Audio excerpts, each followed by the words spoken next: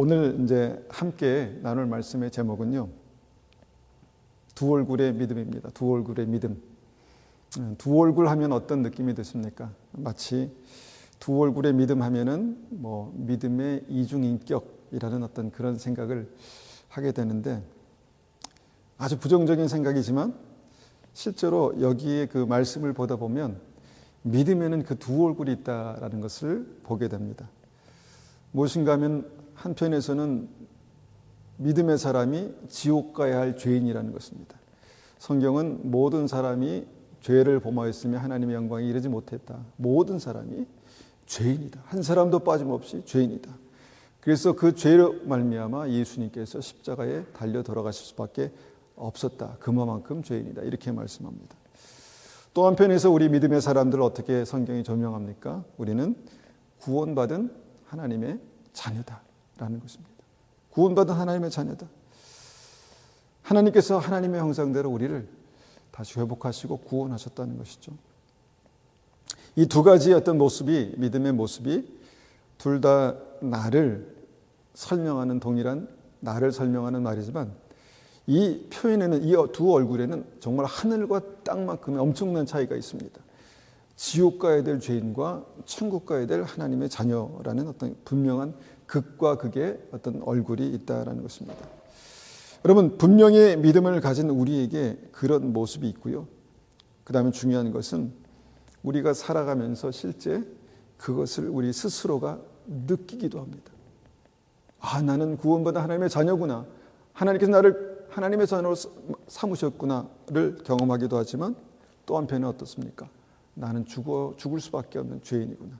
이것을 우리의 삶 속에서 반복해서 느낀다는 것입니다.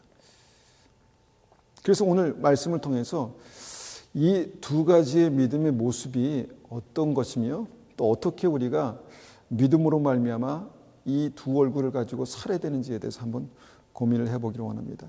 골로새서 1장 15절 말씀을 봅니다. 골로새서 1장 15절 말씀입니다. 골로새서 1장 15절입니다. 그는 보이지 아니하는 하나님의 형상이시요 모든 피조물보다 먼저 나신 이시니. 자, 한 절을 읽었지만 여기에서 그가 누굽니까? 예수님이시죠. 예수님은 보이지 아니하시는 하나님의 형상이다. 우리가 하나님을 볼 수 없지만 예수님을 보면 하나님을 본 것이다. 이렇게 이제 성경이 말씀하시죠. 예수님의 삶을 우리가 읽으면서 우리가 하나님의 이 땅에서의 하나님의 삶을 보고, 예수님의 사랑을 보면서 하나님의 사랑을 느끼고, 예수님의 공의와 은혜를 보면서 하나님의 은혜와 공의를 볼 수 있다라고 성경이 말씀하는 것이죠. 제가 초등학교 때 이렇게 몇 년 전에 제가 초등학교 때 전도한 친구를 만났습니다. 근데 그 친구 만나니까 그러더라고요. 제가 손을 붙잡고, 최근에 두 사람 만났네요. 손을 붙잡고 교회 가자 그랬답니다. 전 기억이 안 나는데, 그래서 처음에 교회에 첫 발을 내딛고 나중에 신앙생활에서 주님을 만났는데, 그때 교회에 가게 도와줘서 고맙다 이렇게 얘기를 하더라고요. 그리고 한 친구는 최근에 만났는데, 그때 우리 교회 가자 그렇게 했는데 아직까지 신앙생활 안 하더라고요. 근데 그 친구가 한 말이 기억납니다. 하나님을 보여줘. 그럼 내가 믿을게. 이렇게 말하더라고요. 하나님을 보면 하나님을 믿을 수 있겠다라는 생각을 한 것이죠. 그런데 이제 로마서에 이런 말씀하시죠. 로마서에 창세로부터 그의 보이지 아니하는 것들, 말씀에 없습니다. 창세로부터 그의 보이지 아니하는 것들, 곧 그의 영원하신 능력과 신성이 그가 만드신 만물에 분명히 보여 있다, 서려 있다. 그래서 보여 알려져 있다. 이렇게 말씀합니다. 그래서 그 만물을 보면서, 하나님의 창조하신 만물을 보면서 하나님을 핑계할 수가 없다. 하나님이 어디 계시냐라고 그렇게 말할 수 없다라는 것입니다.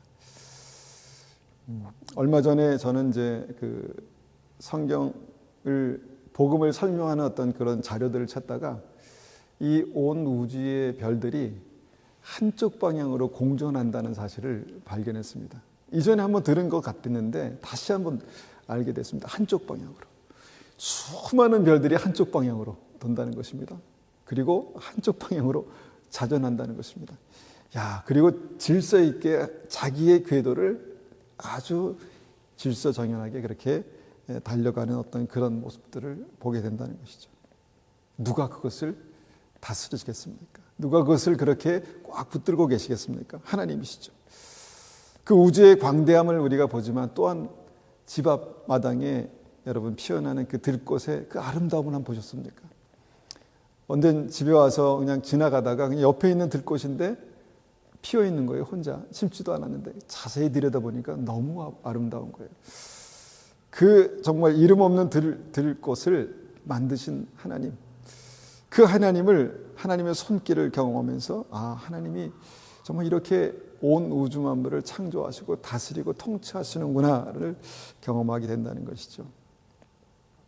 우리가 어떤 모양으로든지 그렇게 하나님을 경험하는 것, 하나님을 보는 것이 굉장히 중요합니다. 예수님의 제자 중에서 빌립이 이런 마음을 가졌습니다. 우리와 똑같은 하나님을 보고 싶습니다. 하나님을 보여주십시오 라고 예수님께 요청합니다. 그때 주님께서 이렇게 말씀하시죠. 요한복음 14장 9절입니다. 예수께서 이르시되 빌립아 내가 이렇게 오래 너희와 함께 있으되 네가 나를 알지 못하느냐? 나를 본 자는 아버지를 보았거늘 어찌하여 아버지를 보이라 하느냐? 나를 본 사람은 하나님을 본 것이다. 이렇게 말씀하시는 것이죠. 이것이 바로 오늘 우리가 서두에 읽었던 그는 보이지 아니하는 하나님의 형상이다라는 말씀입니다. 그래서 예수님을 본 사람은 하나님을 본 것이다 이렇게 말씀한다는 것이죠. 그런데 성경은요 이 진리를 토대로 해서 우리에게 아주 귀한 사실을 말씀합니다. 무엇이냐 하면 창세기 1장 27절입니다. 창세기 1장 27절. 하나님이 자기 형상 곧 하나님의 형상대로 사람을 창조하시되 남자와 여자를 창조하시고. 자, 여기 보니까 하나님의 형상대로 우리를 만드셨다라고 말씀하십니다. 아까 우리가 예수님을 본 자는 하나님을 본 것이다. 왜냐하면 예수님은 하나님의 형상이다 말씀하셨죠. 그런데 여기 보니까 성경의 처음에 그 첫 장을 보니까 우리를 하나님의 형상대로 만드셨다라는 것입니다. 그러면 그 원리가 어떻게 됩니까? 서로를 보면, 믿음 안에 회복된 우리를 보면 그를 통해서 하나님을 볼 수 있다. 이렇게 말씀하는 것입니다. 그럼 어떻게 생각하십니까? 우리가 이것을 좀 과학적으로 우리가 좀 들어가서 생각해 보면 자식이 부모를 닮는다는 것은 부모의 유전자적인 형질이 자녀에게 전달되는 것입니다. 그게 DNA죠. DNA를 통해서 그 유전자 정보를 통해서 그 설계도가 그대로 자녀에게 들어가서 아들을 보니까 딸을 보니까 붕어빵이네 이런 얘기를 하는 것이죠. 나는 가르치지 않았는데 그 성격과 그 기질이 자녀들에게 그렇게 유전되는 어떤 그런 모습들을 보게 된다는 것이죠. 여러분, 우리가 하나님의 형상이다라는 말은요, 하나님의 DNA로 우리를 창조하셨다는 것입니다. 하나님의 형상이 우리 안에 있다는 것입니다. 어떤 모습이든지 우리에게 하나님의 형상이 있다는 것이죠. 그럼 DNA가 한 개가요, 길이가 2m가 된답니다. 2m. 머리카락 한 해에 몇 개의 DNA가 있을까요? 셀 수 없는 DNA가 있습니다. 한 개가 2m인데요. 이 DNA를 다 연결하면요, 그 길이가 실제 제곱 이런 얘기를 하는지는 모르겠지만 명왕성까지 간답니다. 명왕성. 여러분, 우리의 DNA가 한 줄로 이렇게 연결하면 명왕성까지 갈 만한 그 유전 정보가 우리 안에 있다는 것입니다. 이것이 하나님께서 우리를 창조하신 원리고 우리가 하나님의 형상이라는 증거라는 것입니다. 그냥 툭 해서 던져진 게 아니라 우리는 아주 세밀하고 우리의 유전 정보가 여기서부터 명왕성까지 갈 정도의 그런 어마무시한 그런 설계도가 우리 안에 있다는 것입니다. 하나님의 형상인 설계도가 우리 안에 있다는 것이죠. 그래서 우리가 충분히 우리도 예수님처럼 하나님의 형상이기 때문에 우리가 회복되면 아니면 어떤 부분에서 우리를 통해서 하나님을 볼 수 있다라는 것을 감히 감히 한번 생각해 봅니다. 어느 때는 하나님을 본 사람이 없을 때 만일 우리가 서로 사랑하면 하나님이 우리 안에 거하시고 그의 사랑이 우리 안에 온전케 되느니라. 하나님이 우리 안에 거하신다는 것이 그냥 추상적인 개념이 아니라 실제로 하나님께서 그 영으로 우리 안에 거하시고 그 다음에 그것으로 우리를 회복하시고 우리를 통해서 하나님의 영광을 나타내신다라는 것입니다. 그래서 우리는 하나님의 형상입니다. 어떻게 생각하십니까? 하나님의 형상, 여기에 대해서 좀 자부심을 가지시길 바랍니다. 우리는 위대한 전능하신 하나님의 형상입니다. 그런데 창세기 이제 우리가 읽어보면 그 형상이 무너지고 깨지는 역사가 일어나죠. 하나님의 말씀을 거역함으로 선악과를 따먹고 그것으로 말미암아서 하나님의 관계가 단절되는 어떤 그것을 성경은 죽음이다라고 그렇게 얘기하는데 그런 일들이 일어납니다. 그리고 어떻게 됩니까? 그리고 그 나중에요. 성경의 여러 가지 기록들을 보면 차마 인간이 이럴 수 있을까라는 모습들이 그 삶 안에 존재합니다. 그러니까 이제 우리가 스스로 느끼기에 마치 우리가 그런 고백을 가끔 하지 않습니까? 이 벌레 같은 인생, 벌레만도 못한 이런 얘기를 하는데 그러니까 스스로 그렇게 느끼기도 하고 그것을 보게 된다는 것입니다. 하나님의 형상을 통해서 벌레를 보게 된다는 것입니다. 하나님의 형상을 통해서 벌레를. 그러니까 어떻게 보면은 하나님의 형상과 이 우리가 느끼기에 이 벌레 같은 형상이 같이 있나? 같이 있나 이런 생각을 하게 됩니다. 한번 성경의 기록들을 한번 보겠습니다. 하박국 1장 14절입니다. 주께서 어찌하여 사람을 바다의 고기 같게 하시며 다스리는 자 없는 벌레 같게 하시나이까? 벌레 같게 하시나이까? 하박국 선지자가 그렇게 느꼈다는 것입니다. 사람이 어떻게 이렇게 벌레 같습니까? 인생이 이렇게 벌레 같습니까? 욥기 25장 4절 6절 보니까 이렇게도 말씀합니다. 그런즉 하나님 앞에서 사람이 어찌 의롭다 하며 여자에게서 난 자가 어찌 깨끗하다 하랴. 보라, 그의 눈에는 달이라도 빛을 발하지 못하고 별도 빛나지 못하거늘 하물며 구더기 같은 사람, 벌레 같은 인생이랴. 이렇게 말씀합니다. 하나님의 영광 앞에서 사람이 하나님의 영광 앞에 서면, 우리 지금 이 모습이 하나님의 영광 앞에 서면 우리는 스스로 느끼기에 나는 구더기구나, 나는 벌레 같다, 나는 벌레 같은 인생이구나 라고 그렇게 고백할 수밖에 없다라고 말합니다. 그 신앙의 정도가 이 친구 이 빌닷의 얘기인데, 이 친구의 어떤 그 믿는 사람이죠. 근데 이 친구가 느끼기 그랬다는 것입니다. 구더기 같은 사람, 벌레 같은 인간, 하나님의 임재 앞에서 그랬다는 것이죠. 그런데 믿음 좋은 하나님의 선지자도 이런 말을 했습니다. 이사야서 41장 14절입니다. 이사야서에서 하나님께서 하신 말씀입니다. 이사야서 버러지 같은 너 야곱아, 너희 이스라엘 사람들아, 두려워하지 말라. 나 여호와가 말하노니 내가 너를 도울 것이라. 내 구속자는 이스라엘의 거룩한 이니라. 여기 보니까 버러지 같은 야곱아라고 하나님께서 말씀하십니다. 버러지 같은 야곱아. 사실은 이 버러지라는 이 번역이, 우리말의 번역이 이전에는 지렁이 같은 야곱아였습니다. 지렁이 같은.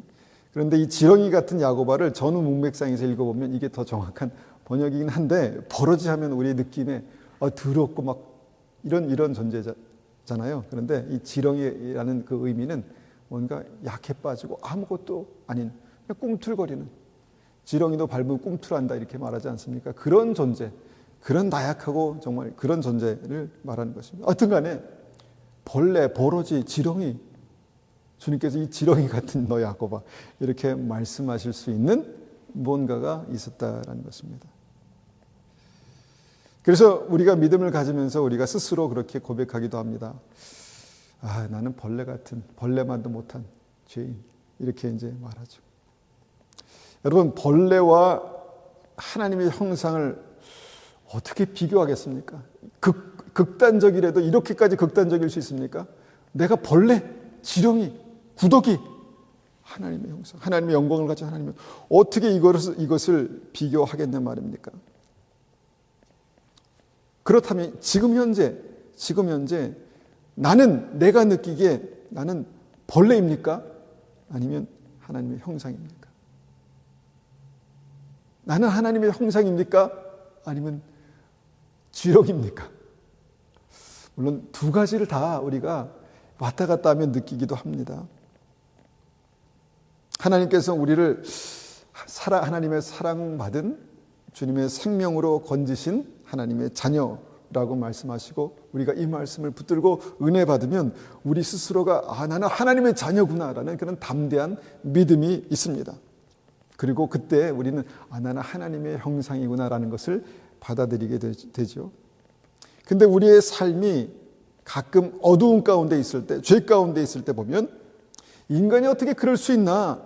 인간이 어떻게 이렇게까지 이럴 수 있나? 타락할 수 있나? 라는 사실을 우리가 뉴스나 아니면 어떤 멀리서 보게 되죠.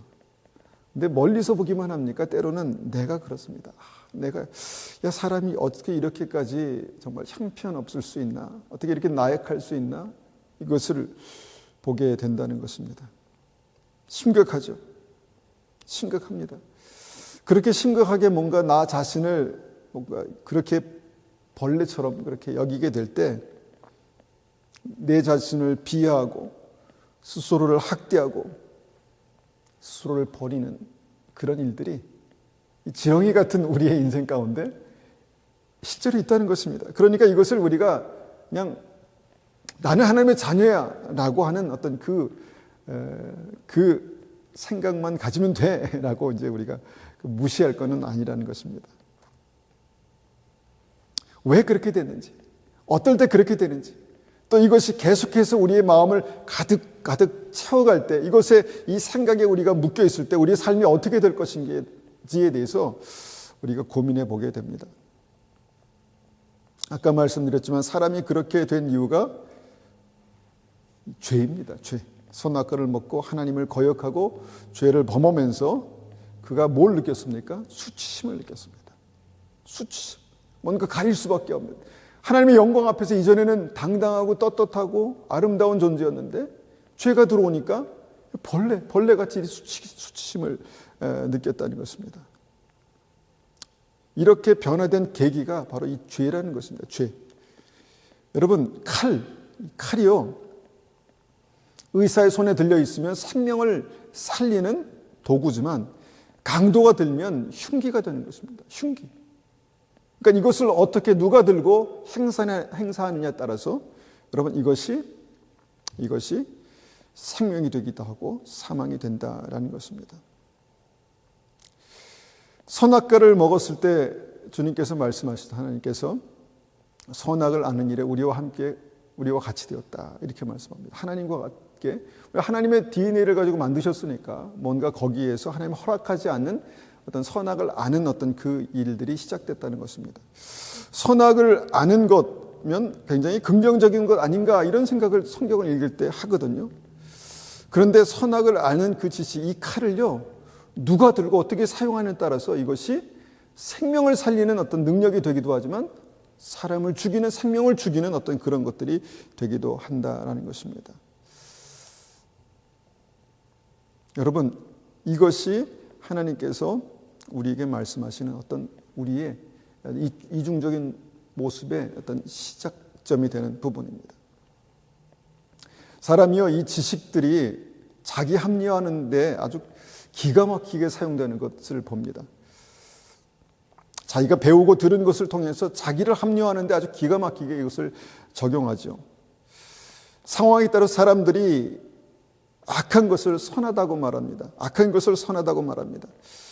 여러분, 남자와 남자가, 여자와 여자가 창조의 질서를 거역하고 결혼하는 것, 이 창조의 질서, 하나님께서 성경에 기록된 창조의 질서를 깨트리는 것입니다. 그런데 어떤 사람들은 이것을 아름답다 말하고 어떤 사람들은 이것을 악하다 말합니다. 왜 사람의 생각이 이렇게 달라졌을까요? 하나님께서 우리를 하나님의 형상대로 창조하실 때 우리에게 아름다운 성욕을 주셨습니다. 이것은 가정을 이루고 생육하고 번성하게 하시는 하나님의 놀라운 계획입니다. 아름다운 계획입니다. 그런데 이 성욕이 누구의 마음에서 어떻게 역사하느냐에 따라서 이것이 정욕이 됩니다. 정욕. 음란이 됩니다. 그리고 그것을 통해서 하나님께서 만드신 가정을 깨트리고 관계를 깨트리고 그렇게 됩니다. 그리고 세상은 이 정욕을 아름답다라고 말하죠. 아름답게 그렇게 포장해서 세상에 퍼뜨립니다. 여러분, 침이 우리 입안에 있을 때 아름답고 좋은 것입니다.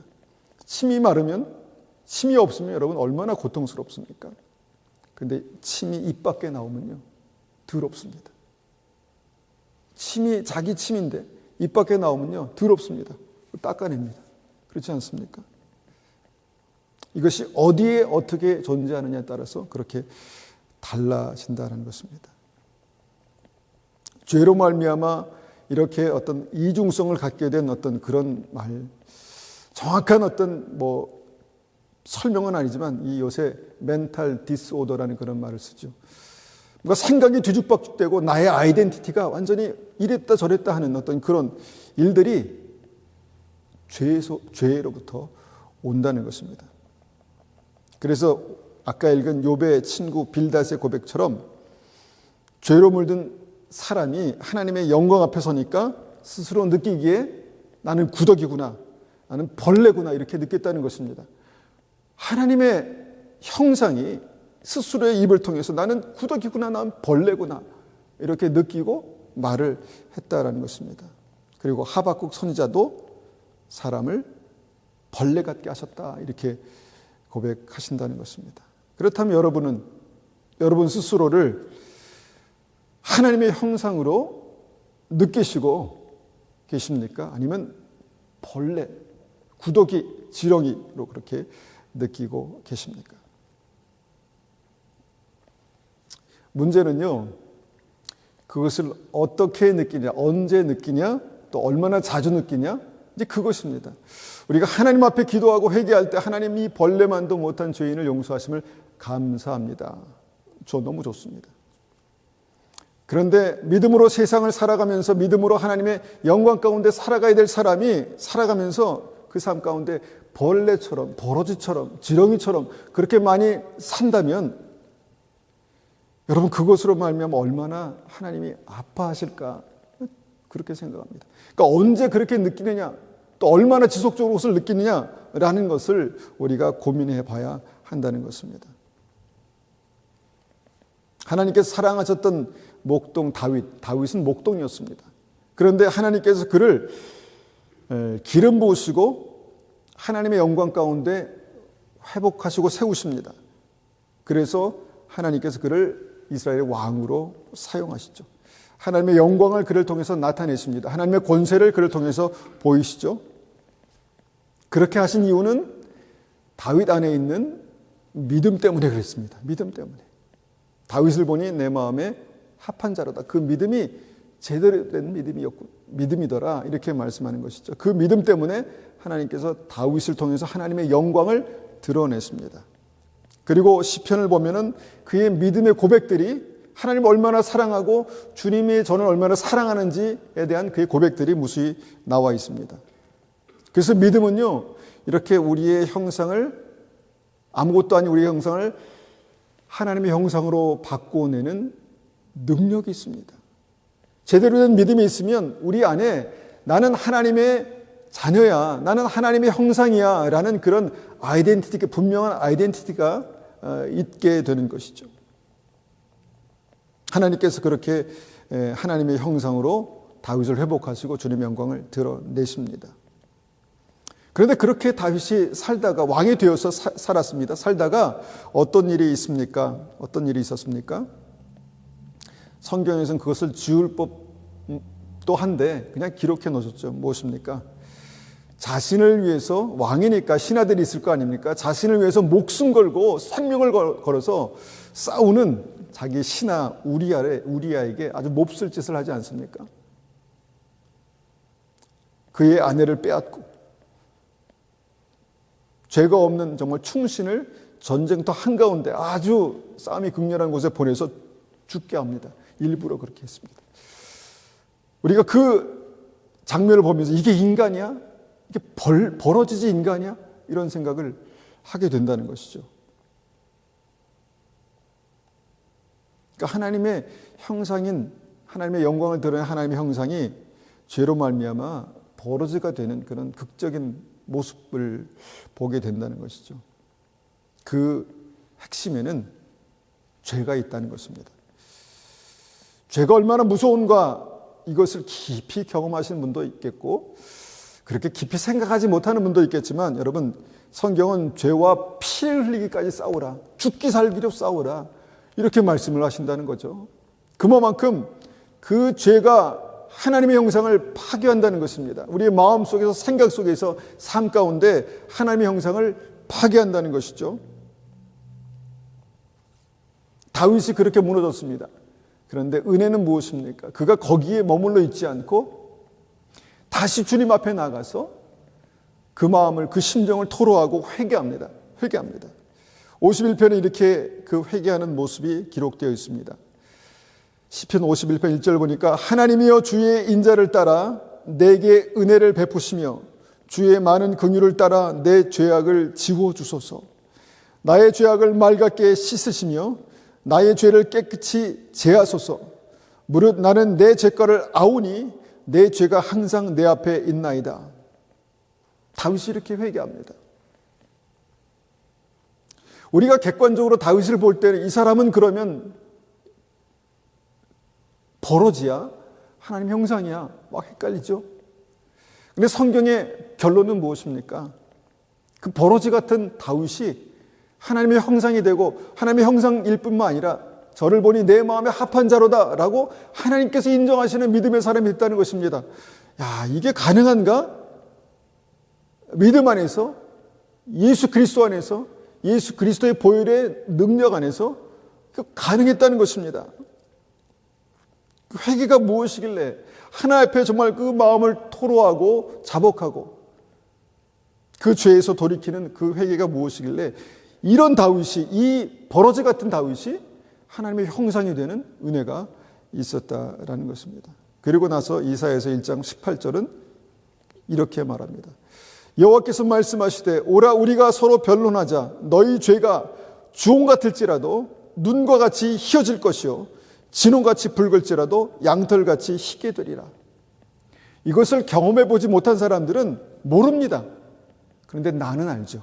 내가 어떤 사람인지, 내가 어떤 죄가 있는지, 얼마나 악한 사람인지 나는 압니다.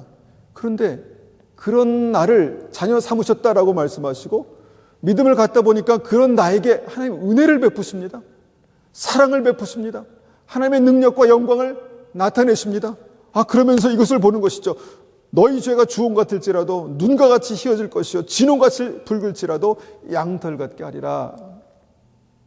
여러분, 이것이 믿음의 신비입니다. 버러지가 하나님의 형상으로 회복되는 놀라운 은혜입니다. 그래서 회개는요, 우리의 형상을 회복하는 하나님의 놀라운 능력입니다. 모든 사람이 죄인이기 때문에 하나님의 영광에 이르지 못했는데 주님께서 오셔서 선포하십니다. 회개하라, 천국이 가까웠다. 회개하라, 천국이 가까웠다. 회개를 통해서 우리의 삶에도 하나님의 나라가 임하고 우리가 하나님의 나라에 갈 수 있는 그 믿음이 우리에게 온다는 것입니다. 회개는 영어로 repent라고 하죠. repent. 돌이키는 것입니다. 고백하고 돌이키는 것입니다. 여러분, 그 회개에는요, 놀라운 은혜가 있습니다. 우리가 repent 하면요, 하나님의 생명으로 리프레시 하시는 역사가 있습니다. 회개하면 우리의 생각이, 우리의 마음이, 우리의 삶이 다시 새롭게 하시는 하나님의 영광 가운데 살게 된다는 것입니다. 한번 해보십시오. 회개하면 하나님께서 그의 생명의 능력을 우리를 리프레시, 다시 새롭게 하십니다. 여러분, 회개하면 리펜트하면 리빌드 하십니다. 다시 세우십니다. 우리의 인생을 다 무너진 것 같은 아무것도 없는 그 인생의 구루터기를 남기셔서 거기서부터 다시 빌드업 하시는, 리빌드 하시는 하나님의 역사가 회개를 통해서 반드시 있습니다. 여러분 그것을 경험하셔야 합니다. 여러분 리빌드뿐만 아니라 하나님 앞에 리펜트는요, 우리를 리크리에이트, 다시 창조하시는 역사가 있습니다. 저는 우리가 회개할 때 우리 DNA 안에 있는 그 죄성들을 저는 하나님께서 바꾸신다라고 믿습니다. 우리는 모르지만 우리 DNA 안에는요, 그 죄성들이 기록되어 있어요. 원죄라고 하죠, 원죄. 그 기록들이, 모든 기록들이 다 있는 거예요. 그러니까 부모의 형질이 자녀에게 전수되는 거 아니겠습니까? 그런데 그 DNA에 있는 그 잘못된 기록들, 죄의 기록들까지도 주님께서 다시 recreate, 다시 새롭게 하시는, 다시 창조하시는 역사가 회개 가운데 있다라고 믿습니다. 그래서 주님께서 이 회개를 말씀하시면서 70번씩 7번이라도 용서하라 말씀하셨죠. 용서하시겠다는 것입니다. 우리를 용서하시겠다는 것입니다. 70번씩 7번, 정말 끝도 없이 우리를 용서하시겠다는 것입니다. 우리가 회개하고 돌이키면 다시 우리를 새롭게 하시고 다시 세우시고 다시 창조하시는 하나님의 역사 가운데 우리를 쓰시겠다라고 말씀하십니다. 그래서 이사야서 41장 다시 보면은, 이사야서 41장 보니까 버러지 같은 너 야곱아, 너희 이스라엘 사람들아 두려워하지 말라. 두려워하지 말라. 무슨 말씀입니까? 나 여호와가 말하노니 내가 너를 도울 것이라. 내 구속자는 이스라엘의 거룩한 이니라. 15절 봅니다. 보라, 내가 너를 이가 날카로운 새 타작기계로 삼으리니 내가 산들을 쳐서 부스러기를 만들 것이며 작은 산들을 겨같이 만들 것이라. 이 서두에 우리가 버러지라고 했던 것들이 이전엔 지렁이라고 그렇게 표현됐다고 말씀드렸죠. 그러니까 지렁이가 무슨, 이스라엘 당시 엄청난 전쟁들이 있었습니다. 죽고 사는 전쟁들. 그러니까 그 엄청난 위기 앞에서 스스로 느끼기에 정말 나는 아무것도 아니야. 그러니까 주님께서 그래, 너 지렁이 같은 존재야. 너는 밟으면 그냥 끝이야. 그런데 그 지렁이가 뭡니까? 이가 날카로운 새 타작기계, 산들을 부숴버리는, 산들을 부수는 하나님의 능력으로, 하나님의 영광으로 우리를 다시 새롭게 하셔서 다시 세우셔서 사용하시겠다라는 그 약속을 지렁이 같은 야곱에게 말씀하신 것입니다. 너는 더 이상 지렁이 같은 야곱이 아니야. 너희는 지렁이 같은 이스라엘이 아니야. 내가 너를 다시 새롭게 해서 그 믿음으로 나의 형상을 나타내고 나의 영광을 나타내는 하나님의 형상으로 다시 새롭게 할 거야. 이렇게 말씀하신 것입니다. 요한복음 1장 12절에 우리가 잘 아는 말씀이죠. 영접하는 자, 곧 그 이름을 믿는 자들에게는 하나님의 자녀가 되는 권세를 주셨어요.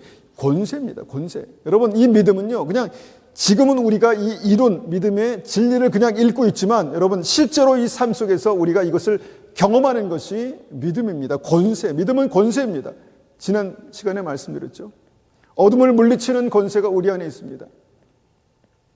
여러분, 한 사람의 능력이 얼마나 위대한지 여러분 세계 역사를 통해서 보지 않습니까? 그것이 악하든 선하든 간에. 그런데 하나님 앞에 붙들린 그 인생은요, 그 인생을 통해서 하나님의 영광을 드러내는 이가 날카로운 타작기계, 산을 부숴버리는 그 능력으로 우리의 삶 속에 이렇게 나타나게 된다라고 말씀하십니다. 베드로전서 2장 9절, 아까 우리가 기도했던 말씀입니다. 너희는 택하신 족속이요 왕 같은 제사장들이요 거룩한 나라요 그의 소유가 된 백성이니 이는 너희를 어두운 데서 불러내어 그의 기이한 빛에 들어가게 하신 이의 아름다운 덕을 선포하게 하려 하심이라. 어둠과 빛은 극명한 차이가 있습니다.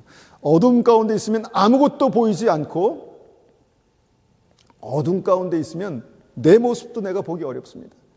그런데 빛 가운데 나오면 내가 누군지 보게 된다는 것입니다. 빛 가운데 나오면. 근데 그 빛이 그냥 빛 가운데 나와서 우리를 보게 될 뿐만 아니라 생명의 빛입니다. 이 기이한 빛이라는 것이죠. 여러분, 생명들이 빛을 받아서 생명 활동이 아주 왕성하게 일어나는 거 아십니까? 아시죠?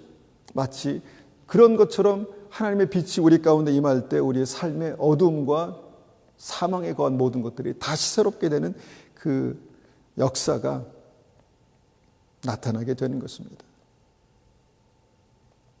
그래서 다시 우리가 창세기 말씀으로 돌아보면 창세기 1장 26절 보니까 하나님이 이르시되 우리의 형상을 따라 우리의 모양대로 우리가 사람을 만들고 그들로 바다의 물고기와 하늘의 새와 가축과 온 땅과 땅에 기는 모든 것을 다스리게 하자 하시고 하나님께서 우리를 하나님의 형상으로 회복하신다는 것입니다. 회복하시는 게 믿음입니다. 회복되는 게 믿음입니다. 우리를 통해서 하나님의 영광을 보게 되는 것이 믿음입니다. 그렇게 되는 것이 우리의 믿음입니다. 여러분, 그래서 무엇입니까? 더 이상 버러지 같은 인생을 살지 말라는 것입니다. 버러지 같은 인생을 살지 말, 버러지 같은 아이덴티티를 같이 갖고 살지 마시기 바랍니다. 마치 이 세상에 바울이 고백했던 것처럼 만물의 찌꺼기 같은 그 아이덴티티, 물론 하나님 앞에 나오면 그 영광의 빛 가운데 우리가 그것을 느낄 수밖에 없죠. 회개하는 것입니다. 다시 돌이키는 것입니다. 그러면 주님께서 우리의 삶을 다시 리프레시 하시고 리빌드 하시고 리크리에이트 하신다는 것입니다. 그래서 그 회복된 하나님의 형상으로 살아가는 것이 하나님의 자녀들의 믿음입니다.